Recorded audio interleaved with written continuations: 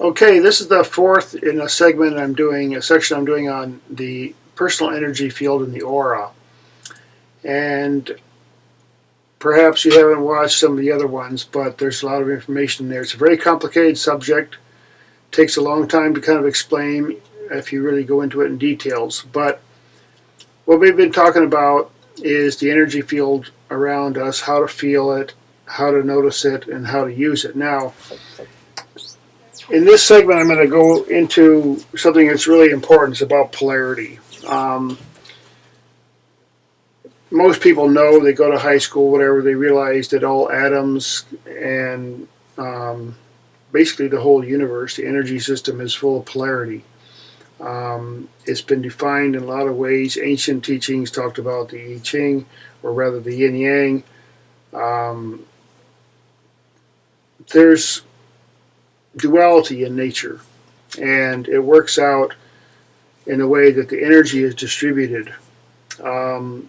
I studied quite a bit of electronics.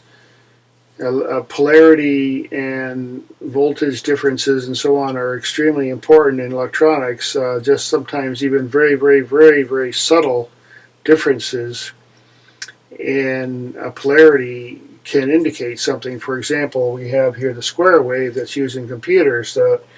This could be 3 volts or 1 volt or a millivolt. But there's a polarity difference, which we have. I'm going to give a couple of symbols here. You have the plus and minus, everybody knows. The 0 and 1, another thing that's used in computers. Basically just the infinite and the completely limited.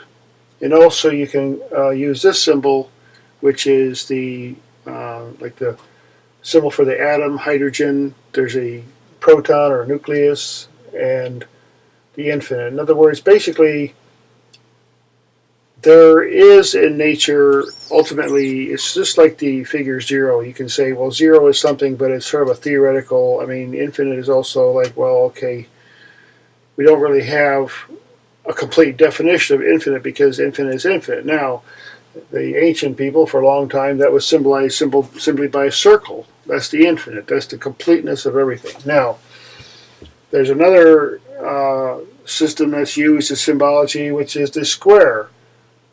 The square is the limits, 90-degree angles, very defined, and the circle encloses it, which is the infinite.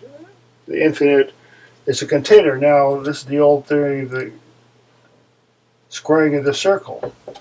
There's infinity, then within that there's another thing, and then it goes on and on and on. Now, interlocking tetrahedrons or so on. Now, because of this,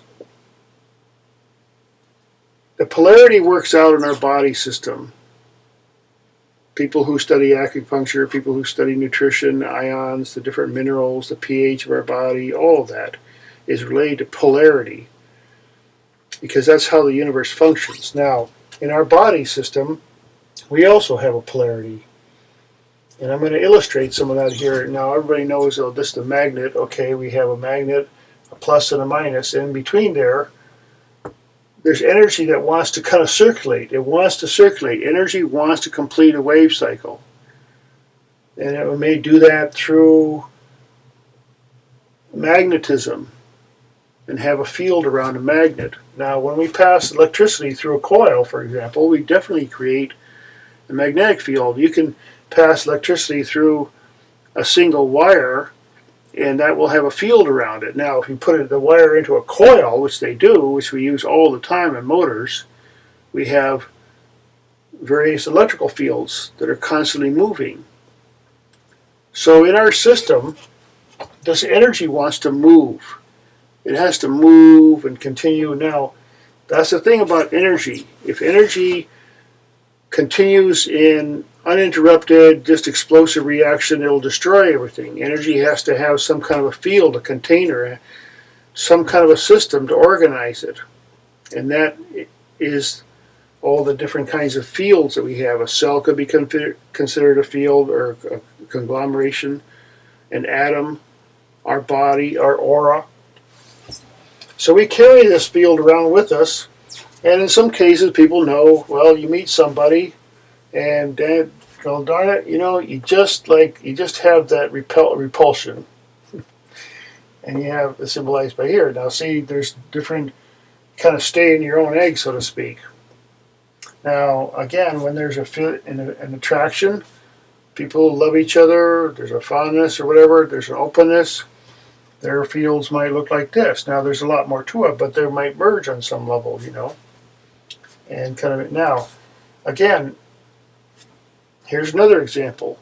Here's a situation where this person may have super contained energy, and it acts like a tremendous, like a flame, just streaming energy. There's radiating energy out and radiating energy coming in. Now, one more thing I was going to mention here, these different kinds of waves. This represents a perfect sine wave, which is based on a circle, or pi. Well, everything's based on pi. This is a square wave, which is basically switch directions, similar to the square up here. Well, these are complete opposites here. And then you have something in between, which is basically a lot of waves are pretty much rectangular, but this is like, I think it's all the even or all the odd frequencies that make it a square wave, a sawtooth wave. Now, somewhere in between a perfect sine wave and a square wave are all the different waves in nature. In other words, now waves can be very simple waves, or they can be complex. As weather forecasters know, there's a lot of winds or currents moving in an ocean. There might be one on a higher level atmosphere. There's a lower level atmosphere. There's different kinds of streaming energies. The same is true of our aura.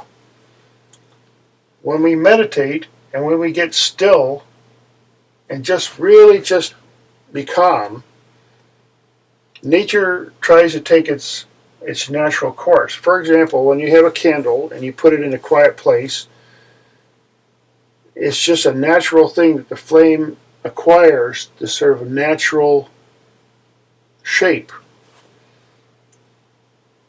When we have wind around the candle, naturally it flickers. Now, that brings us back to meditation. One of the biggest things about meditation, it sounds very simple, is just to stop.